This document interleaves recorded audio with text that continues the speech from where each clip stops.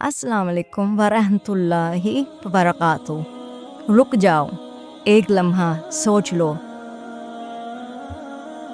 आज वक्त है तो सजदा कर लो, कल शायद कफन भी ना मिले। कभी सोचा है अल्लाह हमें हर रोज बुलाता है, हैया अलल सलाह हैया अलल फलाह, लेकिन हम कहाँ होते हैं? किसी काम में, मोबाइल में या नींद में?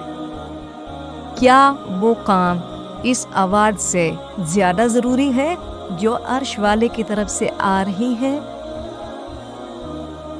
नमाज सिर्फ फ़र्ज नहीं, ये बंदगी का इजहार है। ये लम्हा है जब बंदा अपने रब के सामने झुकता है और कहता है, ए अल्लाह, मैं तेरी मखलूक हूँ, तेरे सामने सर झुकाता हूँ। सोचो, जिसने तुम्हें आँख दी, सांस दी, रिस्क दिया, क्या हम इसके सामने दिन में 5 मिनट नहीं खड़े हो सकते?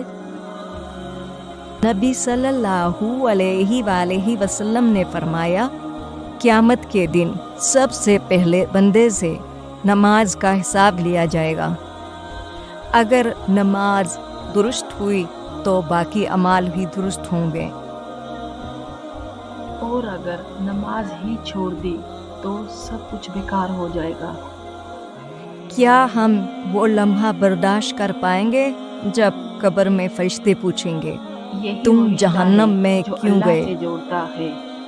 यही सकून और यही जवाब बख्शिश, होगा, यही हम जन्नत का नमाज रास्ता पढ़ने है। वालों में से ना थे।